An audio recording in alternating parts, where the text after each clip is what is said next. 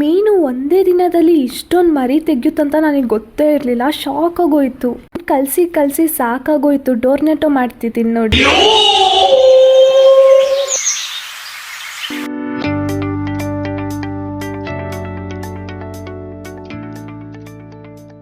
ಎಲ್ಲರಿಗೂ and welcome back to my vlog. ಇವತ್ತೆಂತ ಆಯ್ತು ಗೊತ್ತಾ, ನನಗೆ ಇಷ್ಟು ಮೀನ ನೋಡಿ ಫುಲ್ ಶಾಕ್ ಆಯ್ತಾ? ಆಗಿರಲೇಬೇಕು. ಒಂದ್ ಕಡೆ ಖುಷಿ ಕೂಡ, ಯಾಕಂದ್ರೆ ಪ್ರೀವಿಯಸ್ ವಿಡಿಯೋಲಿ ನೀವು ನೋಡಿರ್ಬೋದು, ನಂದು ಇನ್ನೊಂದು ಕಲರ್ ಫಿಶ್ ತಂದಿದೆ. ಅದು 4 ಮೀನು ಸಹ ಸತ್ತೋಯ್ತು. ನನಗೆ ತುಂಬ ಬೇಸರ ಆಯ್ತು. ಆದರೆ ಈಗ ಖಾಲಿ 4 ಗಪ್ಪಿ ಮೀನಿದ್ದದ್ದು ಈಗ ಫುಲ್ ಟಬ್ಬಲ್ಲಿ ಗಪ್ಪಿ ಮೀನಿದೆ. ಎಷ್ಟು ಖುಷಿ ಆಗ್ತದಂದ್ರೆ ಅದನ್ನ ನೋಡುವಾಗ. ಲೋಟಸ್ ಟಬ್ ಕ್ಲೀನ್ ಮಾಡೋದೇ ತುಂಬ ದಿನ ಆಗಿತ್ತು. ಹಾಗೆ ಎಲ್ಲ ಮೀನನ್ನು ಹೊರ್ಗಡೆ ತೆಗಿತಾ ಇದ್ದೆ.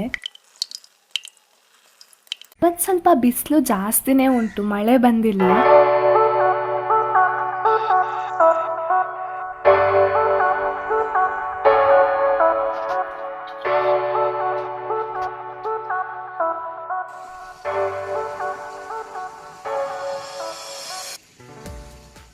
ಮೀನುಗಳನ್ನ ಹಿಡಿಲಿಕ್ಕೆ ಕಷ್ಟ ಆಗ್ತಿತ್ತು. ದೊಡ್ಡ ಮೀನೆಲ್ಲ ಸಿಕ್ಕಾಗಿತ್ತು, ಚಿಕ್ಕ ಮೀನು ಸಿಗ್ತಾನೆ ಇರಲಿಲ್ಲ. ಎಲ್ಲ ಮೀನನ್ನು ಬಕೆಟ್ ಒಳಗೆ ಹಾಕೊಂಡೆ.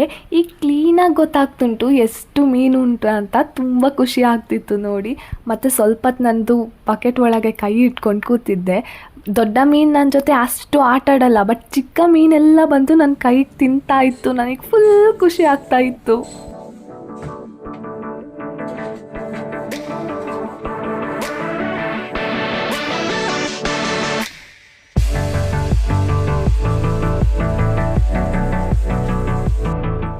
ಲೋಟಸ್ ಗಿಡದಲ್ಲಿ ಮರಿ ಹಾಕಿತ್ತು, ಅದನ್ನ ಅಮ್ಮ ಕಟ್ ಮಾಡ್ತಾ ಇದ್ರು. ಈ ಎಲೆ ಉಂಟಲ್ವಾ, ಇದ್ರ ಮೇಲೇನೆ ಮರಿ ಹಾಕೋದು. ಇದು ಮುಂಚೆ ಒಂದ್ಸತಿ ಮರಿ ಹಾಕಿದಾಗ ನಾವು ನೆಟ್ಟಿದ್ವಿ. ಈಗ ಸ್ವಲ್ಪ ದೊಡ್ಡದಾಗಿದೆ.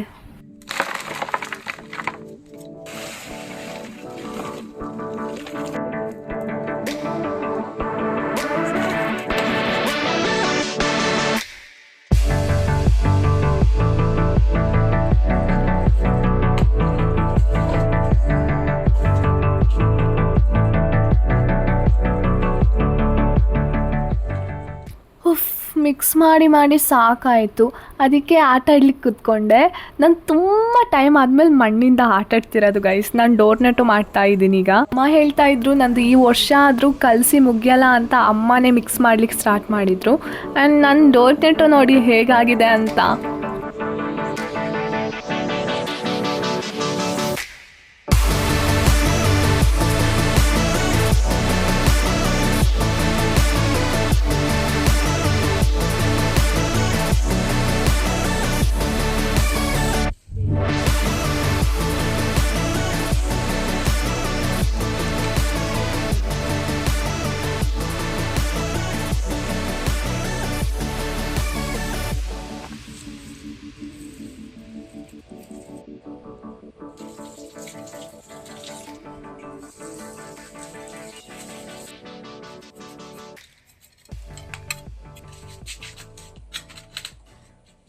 ಸೈಕಲ್ ಗ್ಯಾಪಲ್ಲಿ ಮೀಶೋಯಿಂದ ನನಗೊಂದು ಪಾರ್ಸೆಲ್ ಬಂದಿತ್ತು. ಇದು ಮುಂಚೆನೇ ಬಂದಿದ್ರೆ ತುಂಬ ಯೂಸ್ಫುಲ್ ಆಗ್ತಾ ಇತ್ತು.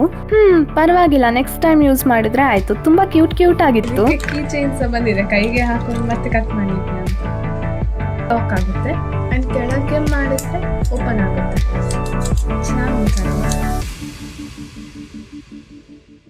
ಒಂದು ಐಡಿಯಾ ನೋಡಿ ಅಂತೆ ಪ್ಲಾಸ್ಟಿಕ್ ಹಾಕಿ ನೀರು ಹಾಕುವ ಅಂತ ಹೇಳಿದರು.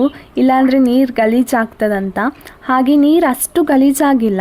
ಅದ್ರ ಒಳಗೆ ಮಣ್ಣು ಮತ್ತು ಮರಳುಂಟಲ್ವಾ, ಹಾಗೆ ಮೀನನ್ನ ನಾನು ಇಷ್ಟು ಬೇಗ ಬಿಡಲಿಲ್ಲ. ಆದರೂ ಕಣ್ಣು ಒಳಗೆಲ್ಲ ಹೋದ್ರೆ ಮತ್ತೇನಾದರೂ ಆದರೆ ಅಂತ.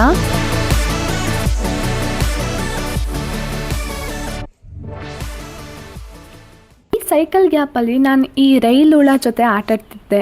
ಮಳೆ ಟೈಮಲ್ಲಿ ಇದು ಜಾಸ್ತಿ ನೋಡ್ಲಿಕ್ಕೆ ಸಿಗ್ತದೆ. ಈ ಹುಳ ಪಾಪ ಕಚ್ಚೋದಿಲ್ಲ, ಆದರೆ ನಾವು ಅದಕ್ಕೆ ಏನು ಉಪದ್ರ ಮಾಡಬಾರ್ದು. ಇಲ್ಲಾಂದರೆ ಅದು ಒಂದು ಯೆಲ್ಲೋ ಕಲರ್ ಡಿಸ್ಚಾರ್ಜ್ ಮಾಡುತ್ತೆ. ಅದರಿಂದ ನಮಗೆ ಜಸ್ಟ್ ಇಚ್ಚಿಂಗ್ ಬರುತ್ತೆ.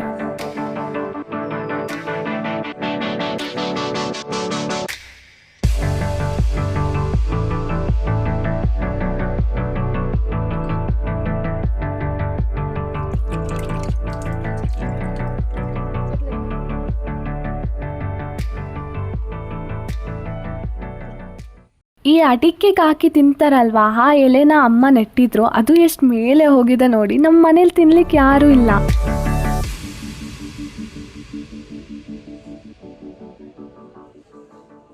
ನೆಕ್ಸ್ಟ್ ಡೇ ಮೀನು ತಪ್ಪು ನೋಡಿ ಎಷ್ಟು ನೀಟಾಗಿ ಕಾಣಿಸ್ತುಂಟು. ಮಣ್ಣೆಲ್ಲ ಕೆಳಗೆ ಹೋಗಿ ಸೆಟ್ ಆಗಿದೆ.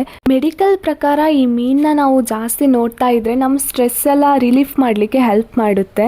ಆ್ಯಂಡ್ ನನಗೂ ಕೂಡ ತುಂಬ ದಿನದಿಂದ ಇದು ಫೀಲ್ ಆಗಿದೆ, ಯಾಕಂದರೆ ನಾನು ಮೀನು ಹತ್ರನೇ ತುಂಬ ಹೊತ್ತು ಕೂತ್ಕೊಂಡಿರ್ತೀನಿ.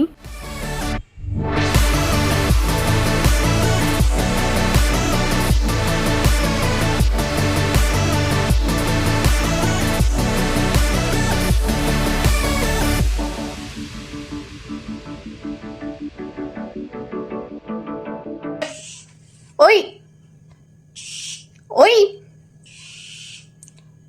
ಯಾರದು?